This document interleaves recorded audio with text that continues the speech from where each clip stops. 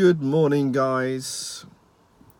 Just before I hit the gym, I thought I'd do a quick video log.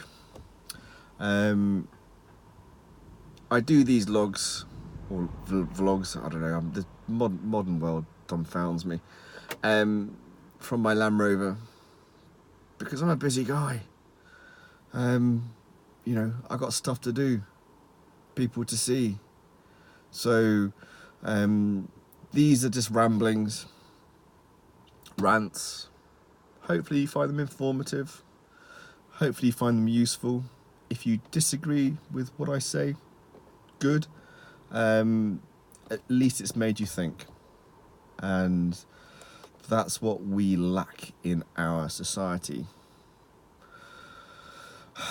The government and big business.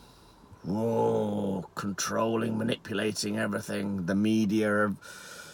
Oh, it's a scary place that we live in.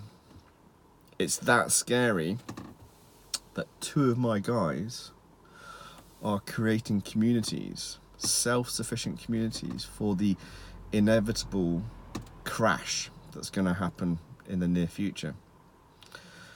It might be another Y2K, but these guys are quite savvy. But they are predicting a massive economic crash and subsequent upheaval in society. So wow, interesting times. Yeah, we're sold a lie. We are subdued. The subversive government and businessmen controlling our thoughts through the media.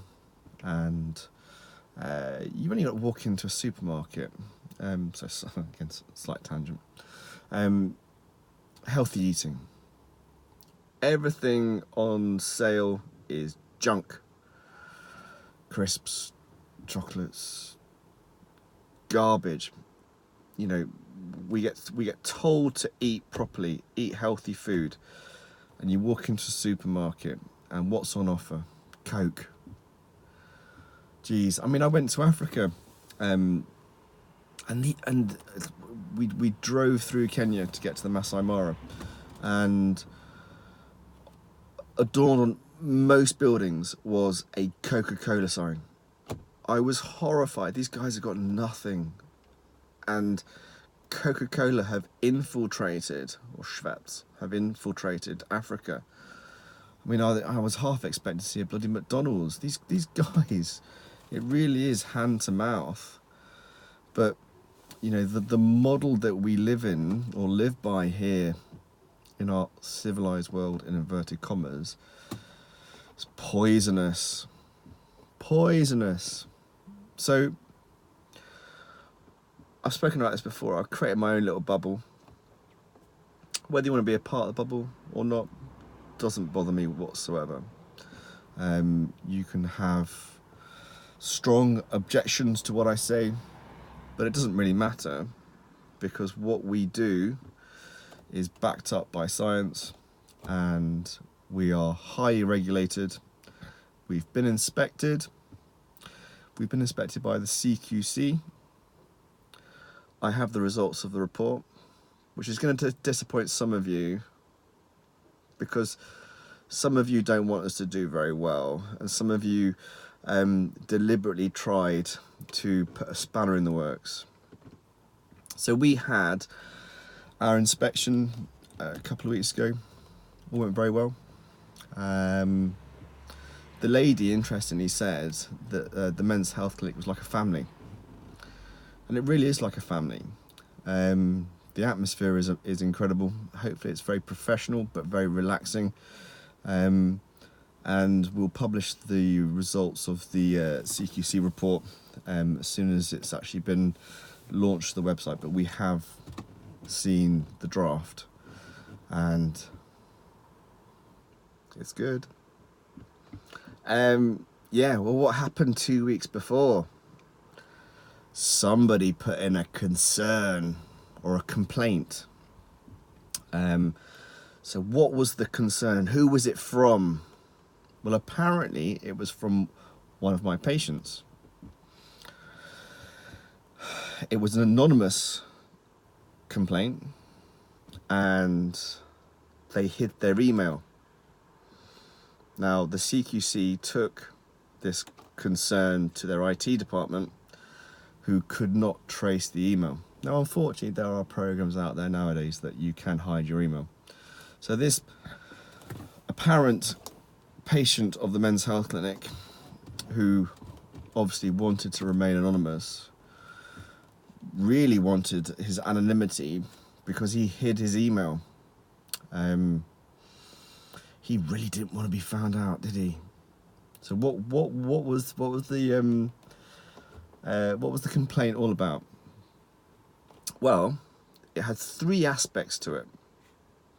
One, they claimed that I lost my phone on the beach. How would they know that? And that phone was unlocked. Well, I've got an iPhone. It's got facial recognition, and it had patient-sensitive data. No, it doesn't. It's my phone. It's a phone. Phone people, and I do these stupid video logs. So there's an absurdity to that number one part of the complaint. These guys aren't very bright.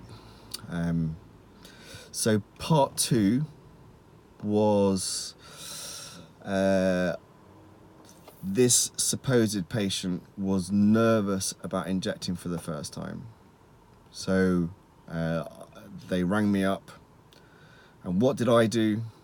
Being the heartless doctor that I am, I shouted down the phone at them and swore at them. Does that sound like me? Honestly, it's kind of crazy. Everybody's taken through injection technique at their new patient consultation. One of the reasons why you insist on a face-to-face consultation is so that I can demonstrate and check concordance, compliance with instructions, and we go over injection technique then and there.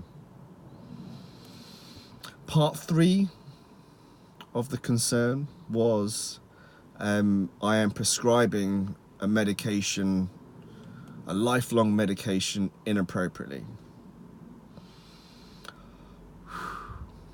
Okay, right. We are quite possibly the safest practice in the UK. We adhere to the BSSM guidelines. We're actually more stringent than the BSSM guidelines. We insist on a face-to-face. We insist on diagnostic bloods. My God, I don't know how we could show any more due diligence than we do. That does not mean that we won't stop looking to see if we can improve the service, and we will continue to address possible aspects that could improve our service even more, and we will continue to do that. But there's an absurdity to that accusation. So 3 bizarre accusations, and apparently my patient had informed the men's health clinic about this concern. Now, we haven't received a concern. We haven't received a complaint in 3.5 years. I'll put a link to our testimonials. Now, our testimonials are real. I haven't asked my mates to do them, like some people. I haven't offered discounts on blood tests if you leave a good review, like some people. God, talk about scruples and lacking scruples. I haven't deliberately... Oh, geez, honestly, you guys, you're a joke. So we all know who made this concern. It doesn't take a rocket scientist to work it out. So what else? We had a GMC concern as well. So we've been inspected by the GMC. Our whole practice has been inspected by the GMC. Now this concern arose from, guess what? An anonymous member of the public. And this time not a patient, It wasn't a patient in the first place because, you know, we haven't received a concern.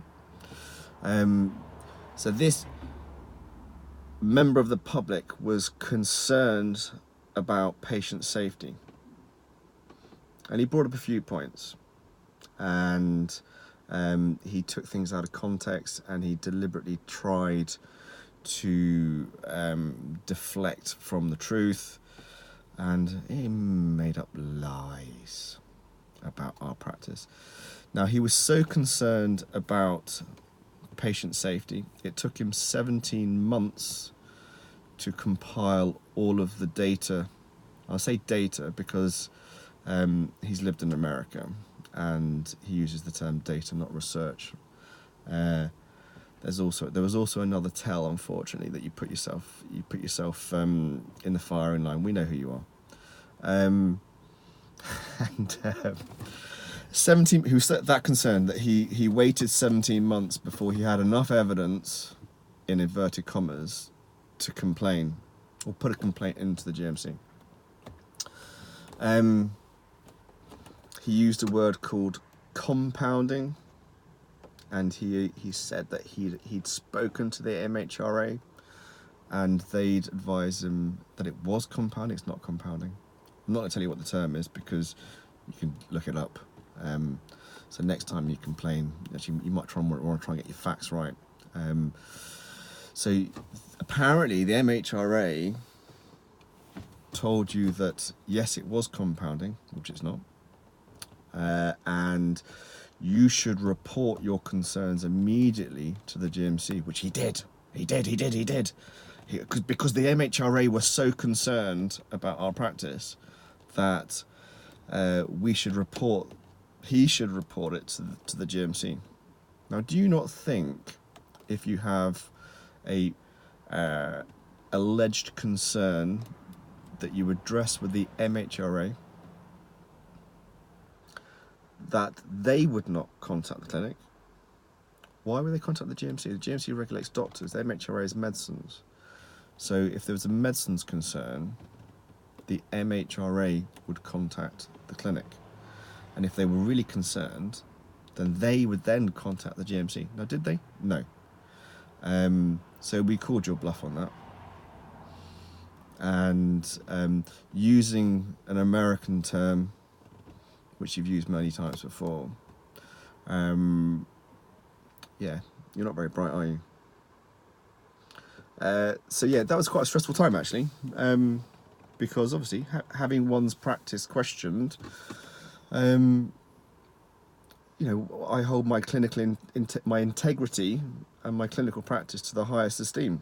So yeah, it was disturbing.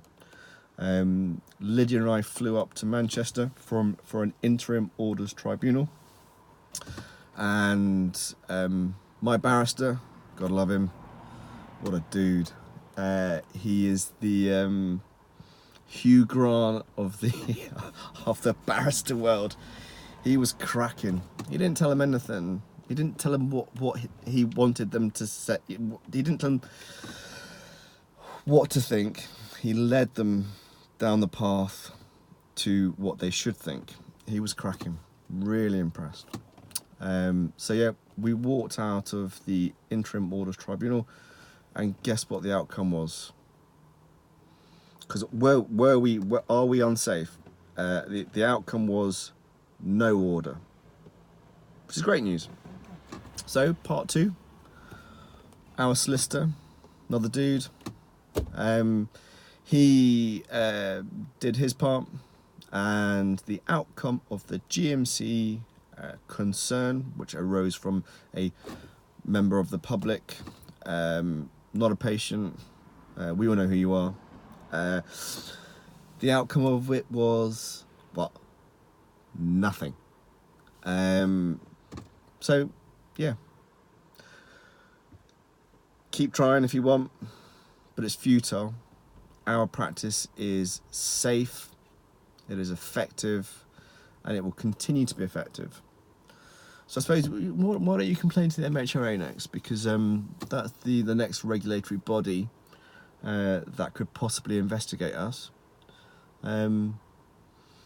which we're more than happy to have the MHRA come and see our practice. Listen, we've shown due diligence, mate. We know exactly what we're doing. So trust. Can you trust a guy sat in his Land Rover? Listen, you know, it's completely up to you. I could have some dodgy back screen with the Men's Health Clinic, like we're accepting an award. We could do a highly edited video. Listen, I know what I'm talking about. So this is always one take. You know, this is me coming out to the car, either having a ramble or a rant, and yeah, cracking on with my day. So I just want you to realise that, you know, whatever you throw at us, we will knock it out of the park. So I don't need any support from anybody else apart from Lids and my team and my patients, because that's all I care about. So you can join the Men's Health Clinic, you can rise to our standard, or you can fail. The choice is really yours. So there's been some question about will I prescribe Transscrotal Testosterone cream? I've been banging on for 16 minutes already. Okay, right. Now the answer to that question is our gold standard is testosterone cypionate or enanthate NHCG, and that will always remain our gold standard, because I believe, for the reasons I've discussed ad nauseum, that is the most effective way of achieving stable levels. I do have guys on other treatments, but it's based on a clinical decision and their individual needs.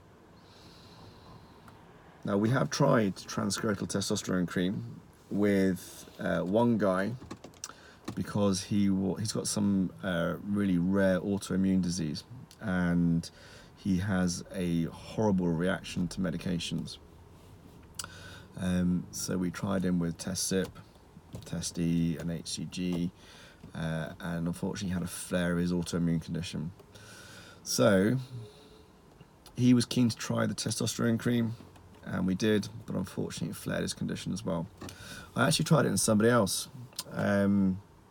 who's I can't say who he is. He's quite famous. What can I say?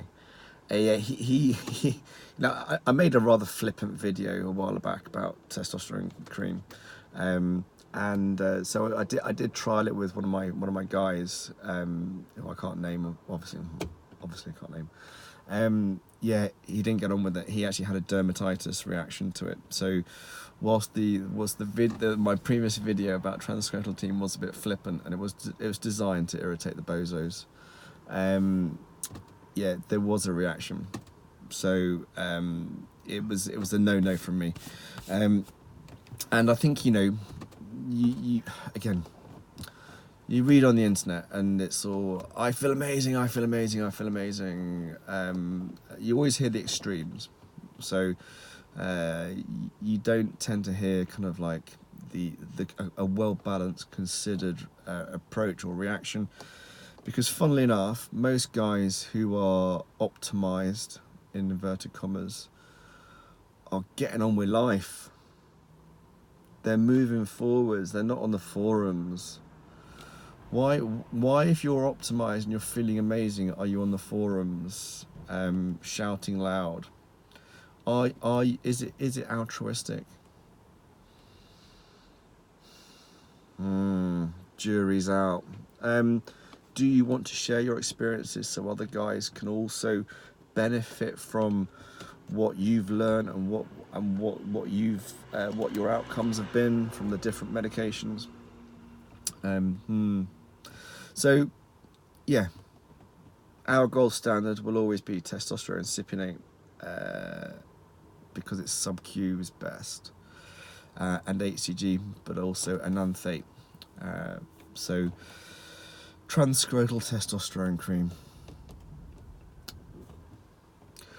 What we're trying to do is we are trying to legitimize testosterone replacement therapy. Now we're trying to remove ourselves from the bros, and we need to remove this association between testosterone and lifestyle and false promises of becoming a sexual god, a beast in the gym.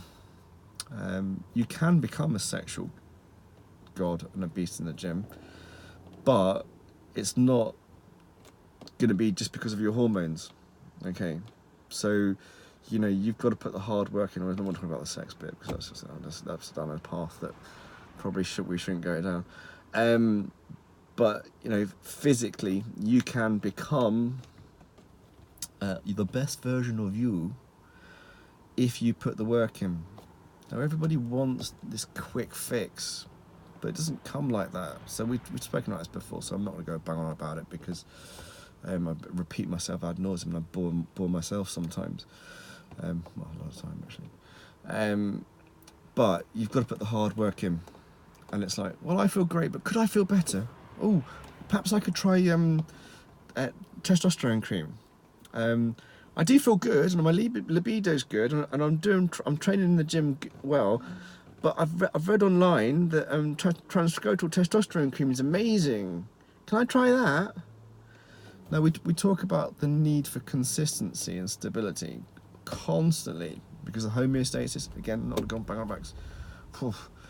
Broken record, but let's just knock it into your heads. Stability. So progressive overload, progressive change, doing things logically and methodically. So you kind of have this kind of, I feel great, but could I feel better? Well, yeah, you could, but you've got to do things right.